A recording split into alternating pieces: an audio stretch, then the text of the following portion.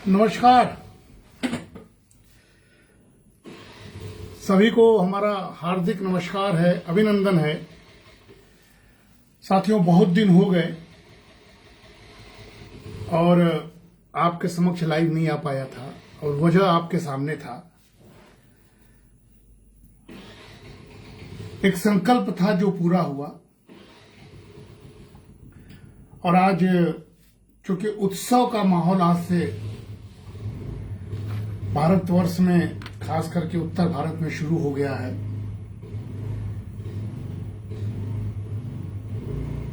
तो हमें लगा कि सबसे अच्छा है कि आज साथियों आपके समक्ष लाइव आऊं और एक नए उत्साह के साथ, मंगल कामना के साथ एक नया संकल्प को शुरू किया जाए। सभी को नमस्कार, हार्दिक शुभकामनाएं। आज धनतेरस है, आने वाले समय में दीपावली की भी शुभकामनाएं। साथियों, मैं बहुत दिनों बाद लाइव आया हूं और आप जानते थे कि पिछले पूरे वर्ष 10 अक्टूबर 2024 से 10 अक्टूबर 2025 एक वर्ष का हमने संकल्प लिया था और उस संकल्प की प्रतिपूर्ति हो गई। आप सभी की शुभकामनाएं मेरे साथ थीं और मुझे बेहद आनंद आया कि आप सब ने मुझे प्यार किया, आशीर्वाद दिया और बहुत सारी चीजों में आपने मेरे संकल्प के साथ, अपने के माहौल में एक नए संकल्प के साथ इस त्योहार की शुभकामनाओं के साथ शुरुआत करूंगा। साथियों, दो चीजें हैं, मैं बता के भी बात करूंगा कि मैं आपको दिखाना चाहता था कि मैंने जो वर्ष भर संकल्प किया था, मैं बड़े भाई साहब कौशल किशोर मिश्र के पुण्यतिथि के दिन कुछ करने को, तो बहुत ही अच्छा आपके सहयोग से मैं आपको दिखाना चाहता हूं। यह हमने सोविनियर एक बनाया था, इसमें कि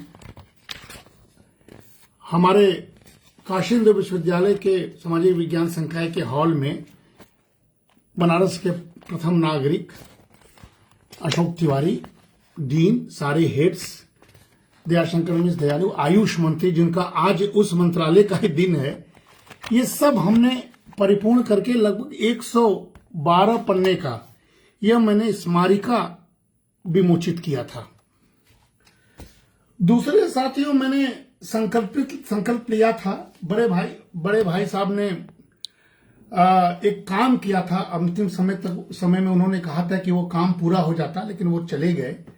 उन्होंने प्राचीन भारतीय राजनीतिक चिंतन का इतिहास लिखा था, बहुत लगभग 15 वर्ष पूर्व, जिसमें बहुत सारी त्रुटियां थी, उसमें संशोधन करना था और ये मेरे सामने बात हुई थी। मैंने ये भी कहा था कि मैं कोशिश करूंगा कि उनकी पुण्यतिथि के दिन उनको ही यह काम समर्पित करूंगा। साथियों, मैं फिर दिखाना चाहता हूं, आपको अच्छा लगेगा। यह देखिए, 2 पार्ट है, ये भाग 1 और ये भाग 2। ये प्राचीन भारतीय राजनीतिक चिंतन का इतिहास, ये 2 खंडों में, ये लगभग 799 पेजों का ये 2 वॉल्यूम में, जो बड़े भाई साहब लिखते थे, हमने संपादित किया। और साथियों, एक दायित्व बोध के साथ मैंने उन्हें यह किताब समर्पित किया और इसी में मैंने एक संपादकीय लिखा, जिसमें बड़े भाई साहब को सारे उनके कल्पनाओं को साकार किया और उनके इस मोटे ग्रंथ को मैंने उस दिन विमोचन के लिए सबके सामने पेश किया। तो इस सारी चीजों में मेरा बहुत समय भी गया, लेकिन फिर भी मैं संतुष्ट हूं कि आपके आशीर्वाद से 10 तारीख को बहुत अच्छा समय रहा। उनको बहुत सारे अपने लोगों ने उनको याद किया, उनका स्मरण किया। हमने अपनी भावांजलि प्रस्तुत की, हमने 3 पुस्तकों का विमोचन कराया और उसी में एक और पुस्तक जिस पर मैं बात करना चाहता हूं आज, जो भाई साहब ने कहा था, संस्कृति और स्वदेशी अर्थनीति, भारत के आत्मनिर्भर भविष्य की कुंजी। ये भी मैंने भाई साहब की प्रेरणा से ही, और उन्होंने हमको जब अपने जीवन काल में कहा था, संघ के 100 वर्ष हो रहे हैं, कुछ काम करा भैया, खाली अंग्रेजी लिखने से, अर्थशास्त्र लिखने से कुछ ना हुई, कुछ भारत का प्राचीन चीज भी देखा। हमको वो शब्द याद थे, तो मैंने संघ को समर्पित करते हुए 100 वर्ष की राष्ट्रनिष्ठ तपस्या को नमन करते हुए और अपने बड़े भाई आदरणीय कौशल किशोर मिश्र को यह पुस्तक समर्पित किया। इसका भी विमोचन हुआ था। इस पुस्तक में वही चीज है जिस पर मैं आज आपसे बात करने आया हूं, यानी भारत पर्वों का देश है। भारत स्वदेशी भाव में जीने वाला देश है। भारत अपनी संस्कृतियों को पहचान दिलाकर विश्व भर में अलग छवि बनाने वाला देश है। इसीलिए आज हमने नए संकल्प के साथ उत्सवी माहौल में, बिल्कुल नए माहौल में आप सभी को धनतेरस अथवा धन्वंतरी त्रयोदशी का आपको शुभकामनाएं देता हूं। इस पुस्तक में सारी डिटेल्स हैं कि कैसे भारत में पर्व, खान पान, ग्रामीण अर्थव्यवस्था, मेले, संगीत, ये सारी चीज कैसे एक अर्थव्यवस्था का आधार बनता है, जिस पर करोड़ों रोजगार का सृजन होता है और अर्थव्यवस्था का एक बहुत मजबूत आधार प्रदान होता है। ये हम लोग देख रहे हैं। आज धनतेरस है, बाजार से आ रहे थे, कॉलेज महाविद्यालय आज तक खुला था, पूरे बाजार में खरीदारों से बाजार पटा हुआ था। छोटे से छोटा, बड़े से बड़े दुकानदार में ग्राहक थे। एक समर्पण की भावना, उत्सव की भावना। तो साथियों, आज का दिन धन्वंतरी त्रयोदशी का दिन है। भगवान धन्वंतरी की उपासना का दिन है, जो कि समुद्र मंथन से अमृत कलश और आयुर्वेद के ग्रंथ लेकर प्रकट हुए थे। और ये सारे लोग जानते हैं। कुंभ में इस बात का हम लोगों ने कई जगहों पर हम लोगों ने देखा है, चर्चा भी किया था, क्योंकि वे भगवान धन्वंतरी स्वास्थ्य, संपन्नता और कल्याण के प्रतीक के रूप में जाने जाते हैं, जो सच्ची समृद्धि का आधार है।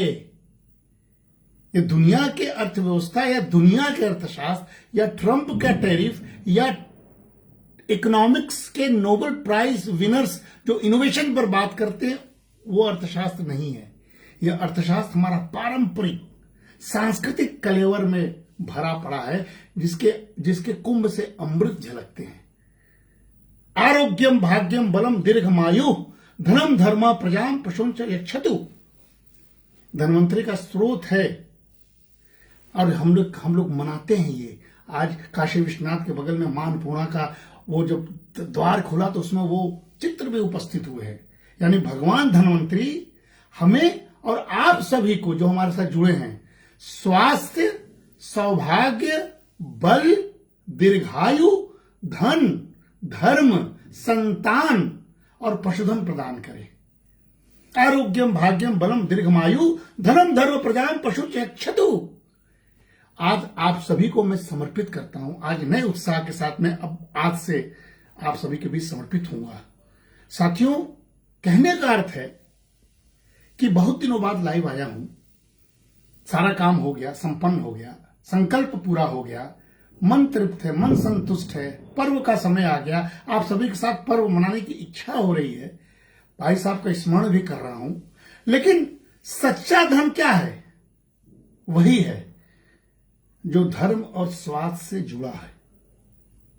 लोभ नहीं है, इकोनॉमिक्स नहीं है, धन नहीं है। वो धन जो हम अर्थव्यवस्था के भाषाओं में पढ़ाते हैं, बल्कि सच्चा धन हमारे देश में बताया जाता है कि धर्म और स्वास्थ्य से जो जुड़ा है वही धर्म में हम स्वस्थ रहें, हम आनंदित रहें। यह दृश्य साथियों, यही स्वदेशी दर्शन भी है। कल हम लोग स्वदेशी जागरण मंच के कार्यकर्ताओं ने इस बात के लिए पूरा यहां से वहां तक यात्रा की, और ये बात मैं आपको समर्पित करता हूं कि असली दृष्टि, स्वदेशी दर्शन यही है जो मैं आज बता रहा हूं आपको, जो कि नैतिकता और स्थानीय आत्मनिर्भरता का समर्थन करती है। साथियों, सिद्धार्थ जुड़ गए हैं, शुभकामनाएं धनतेरस की। हमारे मित्र दयाशंकर जो कल तक हमारे साथ बनारस में थे, आज लखनऊ पहुंच गए हैं। सत्येंद्र हमारा मित्र जुड़ गए हैं। सभी लोगों को शुभकामनाएं हैं इस लाइव मंच से। आप जानते हैं मेरा मिजाज कि मैं अपने मित्रों को पाकर डबल उत्साहित हो जाता हूं। कल हम लोग साथ थे, सिद्धार्थ भी हमारे साथ थे। तो कहीं ना कहीं जो नैतिकता और स्थानीय आत्मनिर्भरता की बात हो रही है, वो हमारे देश का त्योहार है, पर्व है, जो धनतेरस से शुरू हो रहा है अब और छठ तक चलेगा और पूरा बाजार समृद्धि की निशानी की तरह दिखाई देगा।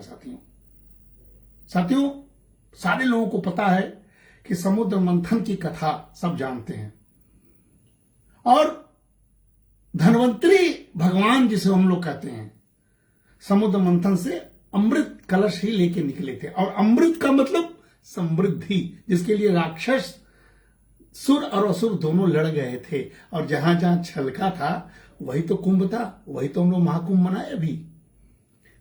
तो ये एक मान्यता है। लेकिन दूसरी तरफ आयुर्वेद, हमने कहा ना कि हमारे बड़े भाई साहब 10 अक्टूबर 25 को जो पुण्यतिथि हमने मनाया, उसमें इस प्रदेश के आयुष मंत्री माननीय डॉक्टर दयाशंकर मिश्र दयालु भी थे, उनका भी दिवस है। क्योंकि धन्वंतरी स्वास्थ्य के भी देवता हैं, वे आयुर्वेद के प्रणेता और वैदिक शास्त्र के भी देवता माने गए हैं। आज का दिवस का महत्व समझिए। और साथियों, महाभारत से लेकर भागवत, अग्नि पुराण, विष्णु पुराण, वायु पुराण, ब्रह्म पुराण, जितने सारे पुराण हैं, सब में इस बात का जिक्र मिलता है जो इंडियन नॉलेज सिस्टम में हम लोग आजकल देख रहे हैं, उस पर भी मैं काम कर रहा हूं। साथियों, हम लोग जानते हैं कि हमारे भागवत में, वैसे तो हम लोग कृष्ण लीला, कार्तिक का मास चल रहा है, कृष्ण लीला काशी में तुलसीदास जी ने शुरू किया, वो शुरू होने जा रहा है। हम लोग उसमें 10 अवतार, दशावतार की झांकी देखते हैं। लेकिन श्रीमद् भागवत में विष्णु के जो 24 अवतार बताए गए हैं, उनमें धन्वंतरी भी एक अवतार है, 12वें अवतार, जो समुद्र मंथन में शरद पूर्णिमा को चंद्रमा, कार्तिक द्वादशी को कामधेनु गाय, त्रयोदशी को धन्वंतरी, चतुर्दशी को काली माता और अमावस्या को भगवती लक्ष्मी जी का सागर से जो प्रादुर्भाव हुआ था मंथन में, उसका एक आज का दर्शन धन्वंतरी अवतार है। इसलिए साथियों, दीपावली जो परसों है, 2 दिन पहले हम लोग धन्वंतरी का जन्म मनाते हैं, धनतेरस के रूप में मनाते हैं। और आज के दिन से हम लोग मानते हैं कि भारतवर्ष में आयुर्वेद की स्थापना हुई, विश्व में आयुर्वेद की स्थापना की गई। ये महत्व है आज का। तो हमने सोचा कि एक निमित्त भी हो जाए, और हम लोग बहुत दिन बाद हम आपके सामने साक्षात्कार भी कर रहे हैं, आ रहे हैं, तो कुछ भारत के उत्सवों की अर्थव्यवस्था पर भी बात कर लें, जो आज से बहुत तेजी से दिखाई पड़ रहा है। साथियों, जानते हैं हम सभी कि हमारी जो सामाजिक पूंजी है, आर्थिक प्रवाह है, और जो सांस्कृतिक एकता का आधार स्तंभ है, वो हमारे उत्सव हैं। और हमारे भारत को पूरी दुनिया अगर समझना चाहती है, भारतवर्ष के लोग तो जानते ही हैं, तो हम लोग उत्सवों की भूमि कहाए जाते हैं। यह अतिशयोक्ति नहीं है। बनारस में तो कहते हैं कि 7 वार 9 त्योहार, रोज उत्सवी माहौल में हम लोग जीते हैं। भगवान महादेव का नगरी है, भगवान शिव की नगरी है, यहां उत्सव का त्योहार है। हम दुखी हैं, लेकिन उस दुख को अपने विष पान की तरह गले में लगा लेते हैं, दूसरों को दुख देने की कोशिश नहीं करते हैं। भगवान शिव की नगरी है। इसीलिए आप देखोगे कि हमारे यहां प्रत्येक माह ऋतु या फसल से जुड़ा कोई न कोई पर्व हमारे यहां जनजीवन की नवचेतना से जुड़ता है। जैसे दीपावली, लाइट चली गई साथियों, लाइट चली गई है, लेकिन आप अंधेरे में समझ लीजिए, दीपावली में उल्लू की भी पूजा होती है, और उल्लू तो लक्ष्मी की सवारी है। लाइट चली गई, उसमें मेरा कोई हाथ नहीं है, लेकिन मैं फिर भी बोल रहा हूं कि दीपावली, होली, नवरात्र, रक्षाबंधन, मकर संक्रांति, ओणम, पोंगल, क्रिसमस, ईद, सभी त्योहार ये किसी न किसी फसल के साथ जुड़ा हुआ है। और इन सभी का प्रभाव साथियों केवल आध्यात्मिक या सांस्कृतिक नहीं बल्कि आर्थिक भी है। इसलिए मैं जब भी कोई बात करता हूं अपने विषय को भी जोड़ता हूं, क्योंकि हमारा विषय व्यवहार का विषय है। अर्थव्यवस्था कोई पढ़ने पढ़ाने का विषय नहीं था। हम लोग बार बार कहते हैं अगर अर्थव्यवस्था को हम व्यवहार के साथ जोड़ दें तो हमसे बड़ा और हमसे समृद्ध अर्थव्यवस्था दुनिया की कोई हो ही नहीं सकती है। क्यों? क्योंकि वही उत्सव के दौरान हमारे यहां खपत, उत्पादन, व्यापार, रोजगार और ग्रामीण बाजार में एक नई गति आ जाती है साथियों। तो ये उत्सव हमारे अर्थव्यवस्था का आधार है।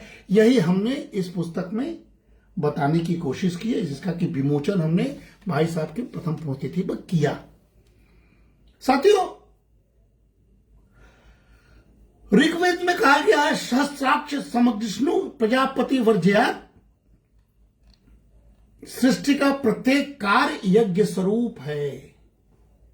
इसलिए हमारे भगवान प्रकृति हैं। प्रत्येक कार्य जो सृष्टि का है वो यज्ञ स्वरूप है और उसमें सबका हित निहित है। इसलिए वसुदेव को कुटुंब कहते हैं और सर्व कल्याण की बात करते हैं। उत्सव यज्ञ के समान समाज में सहयोग, दान, संसाधन की साझेदारी, इस सारी परंपराओं को साथियों जो पुष्ट करता है हमारा त्योहार। नीचे से ऊपर तक धन का प्रवाह होता है और एक बहुत बड़ा सामाजिक संकेत है। और इसीलिए तो अथर्ववेद में मैं बार बार बोलता हूं, जब कहा जाता है संगच्छध्वम सम वदध्वम सम वोम मना से जानता हम सब एक साथ चलने की प्रेरणा के साथ उत्सव मनाते हैं। छोटे बड़े का कोई भेद नहीं, जात पात का कोई भेद नहीं, बाजार सबके लिए खुला, व्यवहार सबके लिए खुला, आलिंगन सभी के लिए। आप पर्वों का इतिहास देख लीजिए। हम लोग उत्सव सामूहिकता में मनाते हैं, जो कि भारत की सामाजिक और आर्थिक शक्ति का स्रोत बनता है। इसीलिए हमारा अर्थशास्त्र लोकहित का अर्थशास्त्र है। और इसीलिए कौटिल्य जो कहते हैं कि राज्य को उत्सव, सम्मेलन और मेलों को प्रोत्साहन करना चाहिए, तो आप देखें कि हमारे उत्तर प्रदेश में योगी जी अभी परसों 26 लाख दिया उस घाटों पर जलेंगे अयोध्या में। 26 लाख। और बनारस में भी दीपावली आने वाली है 5 नवंबर को। लाखों लाख दियाओं से जगमग होगा काशी। ये पूरे देश में ऐसा होता है। हम काशी अयोध्या का विशेष उल्लेख कर रहे हैं। और ये राज्य का कर्तव्य भी, ये कौटिल्य ने कहा कि उत्सव, सम्मेलन और मेलों को प्रोत्साहित करना चाहिए। यह सरकार उसी कौटिल्य की नीति पर चलते हुए, भारत के प्राचीन विधा को मानते हुए उत्सव, सम्मेलन और मेलों पर विशेष ध्यान दे रही है। कुंभ बीता, अब ये त्योहार चलने जा रहा है, क्योंकि इसी से व्यापार, कर संग्रह और सार्वजनिक संतोष भी मिलता है। यह उसका प्रमुख साधन है। अर्थशास्त्र में तो कहा ही गया है, निपः प्रजा सुखम लक्ष्मीम यत्नेन परिपालयेत। राजा को प्रजा के सुख के साथ धन का संतुलन बनाना चाहिए। और यही सिद्धांत साथियों आज का जो आधुनिक अर्थशास्त्र है उसको हम लोग कह सकते हैं festival driven consumption. Festival driven consumption, ऐसा उपभोग जो उत्सवों के द्वारा परिचालित हो, ऐसा उपभोग अगर हम करें तो सबका कल्याण होगा। साथियों, अगर इसको हम थोड़ा जोड़ें तो हमारे देश में, भारत में हजारों यानी 1000 से अधिक प्रमुख त्योहार मनाए जाते हैं। 1000 से अधिक, जिसमें साथियों 30 से 40 प्रत्यक्ष आर्थिक प्रभाव राष्ट्र पर पड़ता है। अगर हम दीपावली जो परसों आने वाला है, धनतेरस से शुरू हो रहा है, अगर केवल दीपावली के दौरान की बात करें तो 50 लाख से अधिक प्रत्यक्ष आर्थिक प्रभाव राष्ट्र पर पड़ता है। 50 लाख से अधिक। जिसमें साथियों 30 से 40 प्रत्यक्ष आर्थिक प्रभाव राष्ट्र पर पड़ता है। अगर हम दीपावली के दौरान की बात करें तो तो पिछले वर्ष जो 2024 बीता, उस समय हम दीपावली नहीं मना रहे थे, लेकिन फिर भी एनालिसिस चल रहा था, तो लगभग 4 से 4.5 लाख करोड़ का लेन देन हुआ था। बहुत बड़ा अमाउंट है। कुंभ में हम लोगों ने 3 लाख करोड़ का आकलन किया था। अब समझ लीजिए कितनी बड़ी इकोनॉमी है। होली, नवरात्र, पोंगल, ओणम, गणेशोत्सव, महाराष्ट्र का जो महीना भर चलता है, और इवन हमारे मुस्लिम बंधुओं के ईद, ये सबको मिलाया जाए तो त्योहार आधारित अर्थव्यवस्था का अनुमान अगर हम लगाएं साथियों, तो लगभग 10 लाख करोड़ से अधिक होगा। पता नहीं चलता है, लेकिन होता है। गरीब से गरीब, अमीर से अमीर ऐसा धन खर्च करते हैं उत्साह में, बिना कोई बोझ किए, जैसे लगता है कि ये देश अद्भुत है। यह देश, जब वेद काल में और हमारे प्राचीन काल में देश को सोने की चिड़िया कहा जाता था, उसका लक्षण, उसका संकेत हम उत्सव में देखते हैं। हर व्यक्ति बढ़ चढ़कर अपने कुवत, अपने औकात के अनुसार, गरीब आज धनतेरस के दिन एक चम्मच खरीदेगा, कटोरी खरीदेगा। अमीर आज के दिन बड़े बड़े 4 पहिए खरीदेंगे और बड़े बड़े सोने के ईंट खरीद लेंगे। हर प्रकार के वस्तुओं का विक्रय होगा, चाहे वो छोटा वस्तु हो, चाहे ग्रामीण आधारित वस्तु हो, और चाहे बड़े बड़े मैन्युफैक्चरिंग सेक्टर के वस्तु हैं। सबका धनतेरस के दिन विक्रय बढ़ जाता है। 10 लाख करोड़ का उत्सव। साथियों, होता क्या इससे? रोजगार, परिवहन, विज्ञापन, कृषि का बाजार, हस्तशिल्प, जो हम स्वदेशी जिसकी बात कर रहे हैं, और हमारे स्थानीय व्यापार, इसमें व्यापक वृद्धि होती है। दिख रहा है, हम देख कर आ रहे हैं। और यही नहीं, ग्रामीण और शहरी प्रवाह को अगर देखें तो हमारे ग्रामीण भारत में जो हमारा उत्सव या मेला व्यवस्था है, हाट का बाजार है, वो उत्सव में सक्रिय हो जाते हैं। और यही इनफॉर्मल इकोनॉमी का सबसे बड़ा स्रोत है। इनफॉर्मल इकोनॉमी, इसी को फॉर्मल बनाने के लिए सरकार कटिबद्ध है। और साथियों, अगर शहरी पार्ट में देखा जाए इस वर्ष, अभी कुछ दिनों से, कुछ वर्षों से, तो उपभोक्ताएं वस्तुओं की शुमार है खरीदने की। सोचिए कितना बाजार सक्रिय है। ई कॉमर्स कितनी तेजी से हो रहा है। पर्यटन और आतिथ्य का उद्योग तेजी से बढ़ रहा है। ये सब उत्सव का माहौल है। इसलिए हम विश्व के अनैतिक आर्थिक व्यवस्था के दबाव में कभी नहीं आ सकते। हमारा सेफ्टी नेट, हमारा सोशल सिक्योरिटी हम खुद हैं। हमारे एकजुटता है, हमारे पर्व हैं। और ये सामाजिक आर्थिक दर्शन है। उत्सव अर्थशास्त्र का ये भारतीय मॉडल है साथियों, क्योंकि हमारी परंपरा है धन, धर्म, काम और मोक्ष। धर्म, अर्थ, काम और मोक्ष पुरुषार्थ की परंपरा है।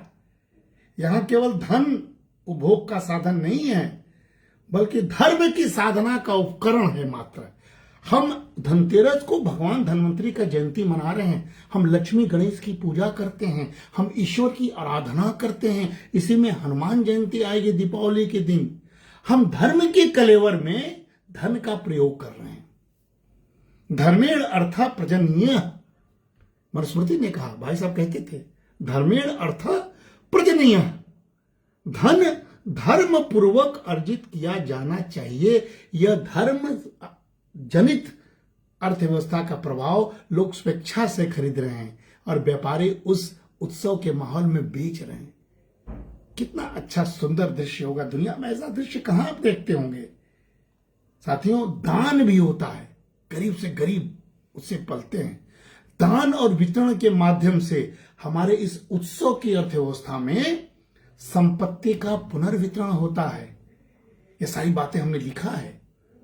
और यही नहीं, ग्रामीण और शहरी व्यापारियों के बीच विनिमय संवाद भी स्थापित हो जाते हैं। माल आते हैं गांव से, शहरों में बिक जाते हैं।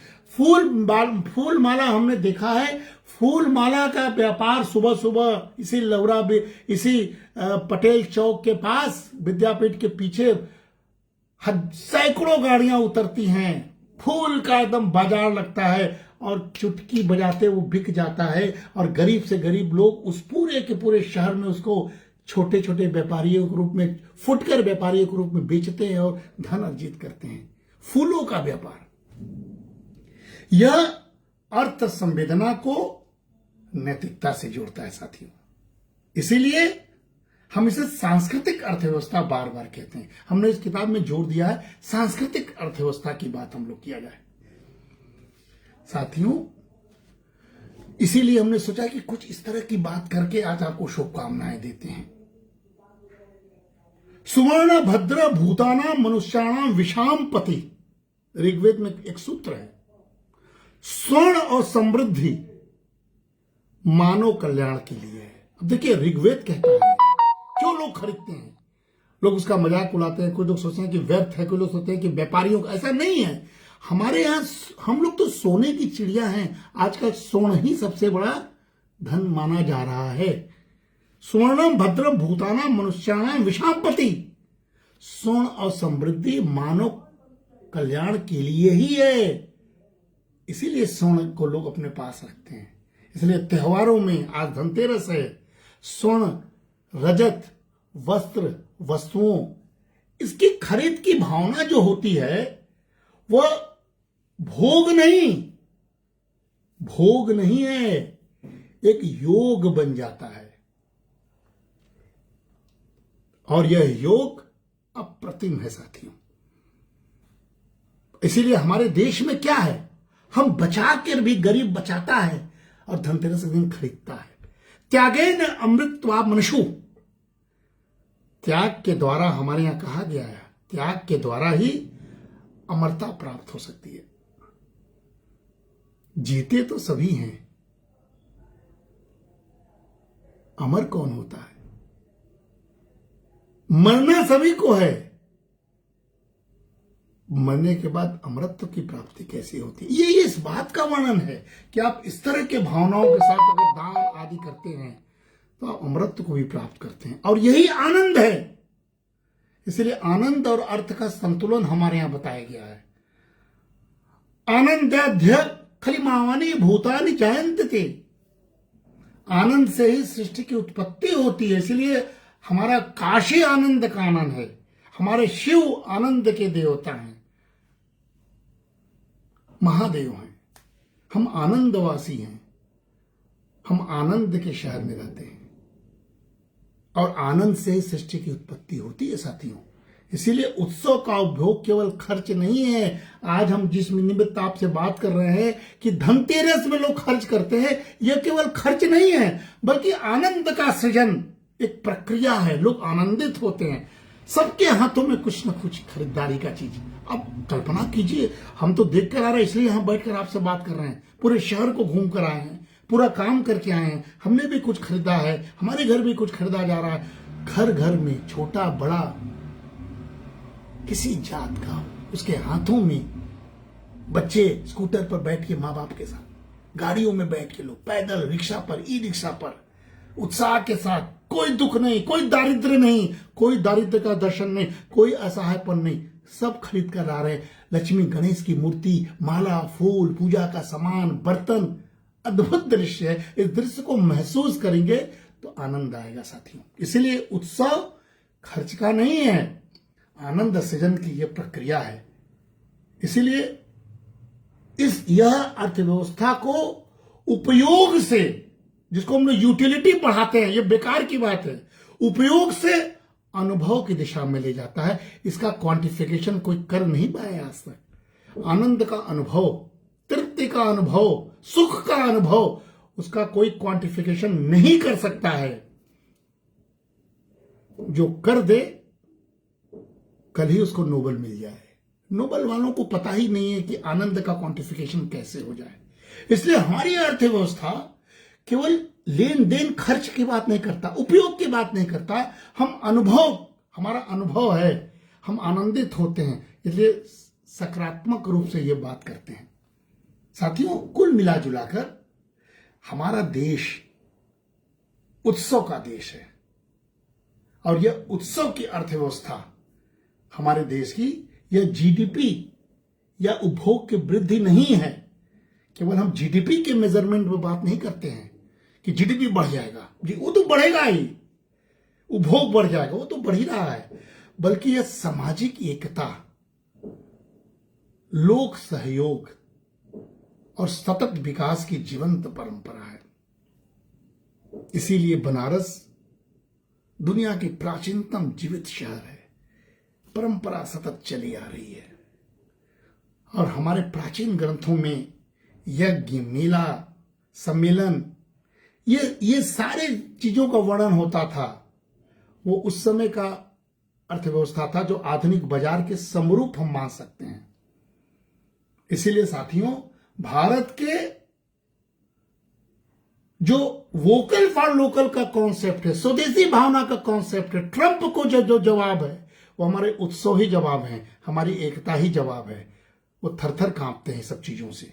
इसीलिए लोकल टू ग्लोबल, हम अपने इस पूरे के पूरे व्यवहार को, उत्सव को, प्रोडक्ट्स को, गुड्स को कैसे हम ग्लोबल बनाएं, इस पर हमको काम करना है।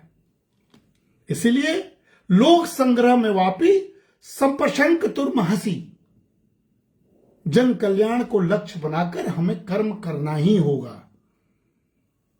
हमारे देश में उत्सव इसी कर्मयोग का प्रत्यक्ष रूप है।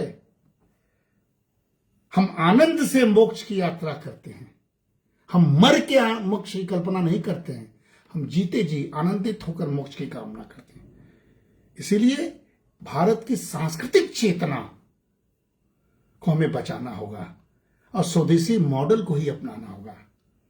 साथियों, ये किसान, कारीगर, शिल्पकार, छोटे व्यापारी और ग्रामीण बाजार को नई ऊर्जा भी तो देता है, और यही तो ग्रामीण और स्वदेशी बाजार का आधार बनेगा। इसीलिए आज धनतेरस और दीपावली, ये दोनों को मिला दिया जाए तो भारत में सबसे बड़ा वार्षिक आर्थिक प्रभाव उत्पन्न होता है, जिसमें कृषि, हस्तशिल्प, सूक्ष्म उद्योग, स्थानीय उत्पादन और अनौपचारिक ग्रामीण व्यापार, इस सब के माध्यम से अरबों रुपया का लेन देन संभव हो पाता है। यह हमारे पर्व का बहुत बड़ा एक इतिहास है, और यही सस्टेनेबल डेवलपमेंट है, यही टिकाऊ मॉडल है, और इसी को हम नैतिक अर्थव्यवस्था भी कह सकते हैं, जिसकी कमी हो रही है दुनिया में। दुनिया लड़ रही है, झगड़ रही है, आतंक के साया में जी रही है, और हम आनंद के साया में जी रहे हैं। आतंक का जवाब आनंद, अद्भुत है। एक और बिहार में चुनाव भी चल रहा है, एक और हमारे देश में पर्व भी चल रहा है, एक और हमारे देश के लाल कॉरिडोर से नक्सली हथियार भी छोड़ रहे हैं, और ट्रंप साहब केवल टैरिफ टैरिफ टैरिफ टैरिफ करते रह जा रहे हैं, और हम टैरिफ वार से निकलकर आनंद की अर्थव्यवस्था की ओर कूच कर गए। इसीलिए साथियों, आज हमने सोचा, बहुत दिन हो गए थे, आप सबको धन्यवाद भी, आभार भी व्यक्त करना था, और धन्वंतरी त्रयोदशी का शुभकामनाएं भी देना था, और यह भी कहना था कि यह अद्भुत समय आ रहा है, हम भी उसमें जुड़ेंगे।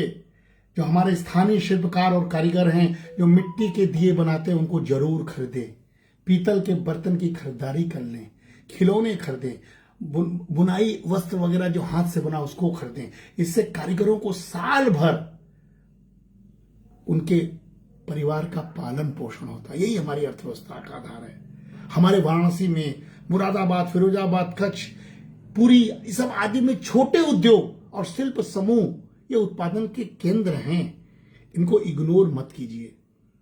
और साथियों, इस बार हमको लग रहा है सरकार ने जिसे प्रायोजित भी किया है, 26 लाख तो केवल अयोध्या में, 20 लाख से अधिक काशी में भी चलेगा, और जगह जगह अरबों से अधिक दिए उनका, इसका मतलब ऑर्डर आएगा, और लाखों मूर्तियां और सजावटी वस्तुओं का ऑर्डर आया है जो बिके होंगे, और आपको खरीदना, हमें खरीदना ही है।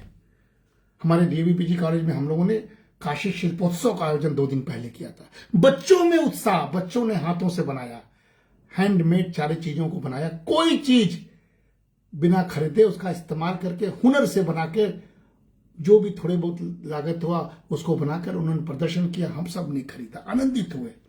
इसीलिए यह मेला और यह उत्सव हमारे यहाँ दिखावटी नहीं है, यह स्वदेशी मॉडल है, सांस्कृतिक अर्थव्यवस्था का आधार है और इसीलिए यह हमारा आर्थिक अनुशासन का भी नींव है। जो वस्तु देश में उत्पन्न हो साथियों, उसी का उपभोग किया जाए और जो समाज को चाहिए, चलिए वही उत्पादन किया जाए। कितना सुंदर संगम होगा और कितना अच्छा जवाब होगा विश्व के उन देशों को जो अपना प्रभुत्व जमाना चाहते हैं। और यही पंडित दीनदयाल उपाध्याय वगैरह यही कहते थे, एकात्म मानव दर्शन का आधार भी यही था। इसलिए इस सब चीजों को देखा जाए तो हमारा स्वदेशी पर्व जो होता है, जो धनतेरस है, दीपावली है, चाहे कोई भी पर्व, होली वगैरह भी हो, तो उसमें परसों ही दीपक के, मिट्टी के दीपक, घर की मिठाइयां, रंगोली, सजावट, पूजा के वस्तुएं, सब तो घरेलू उत्पादन है, सबकी तो बिक्री हो रही है। इसीलिए वोकल फॉर लोकल यह अभियान नहीं है, नारा नहीं है, ये देसी वस्तुओं की खरीद को प्रोत्साहन करने का एक प्रयास है जो हम कर निकले हैं। आप जानते हैं महिलाएं जो स्वयं सहायता समूह के एसएचजीज की महिलाएं होती है, कितनी बड़ी उद्यमी होती हैं, मिलकर सारा उत्पादन करती हैं और मिलकर सारा लाभ का वितरण करती हैं।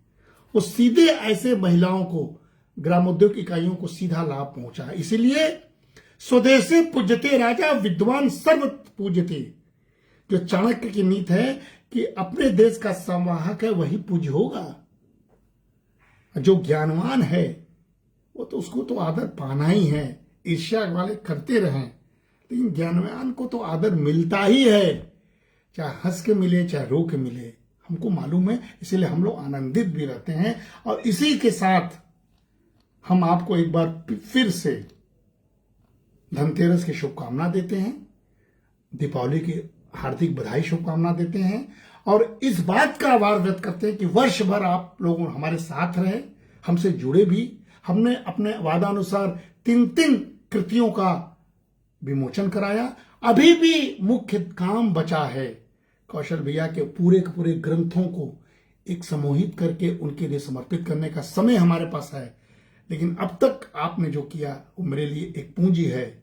मैं धनतेरस पर आपके सभी के सुखद भविष्य की, समृद्धि की, स्वास्थ्य की कामना करते हुए, लाइट अभी तक नहीं आई, आपको प्रणाम करता हूं और आज की बात को समाप्त करता हूं। बहुत बहुत धन्यवाद साथियों, अपना ध्यान रखिए और निश्चित तौर पर स्वदेशी माल खरीदिए। कुछ न कुछ किसी न किसी दुकान पर जाके आप एक कोई सामान शुद्ध स्वदेशी खरीदिए, देश की दशा और दिशा बदल जाएगी। नमस्कार, धन्यवाद।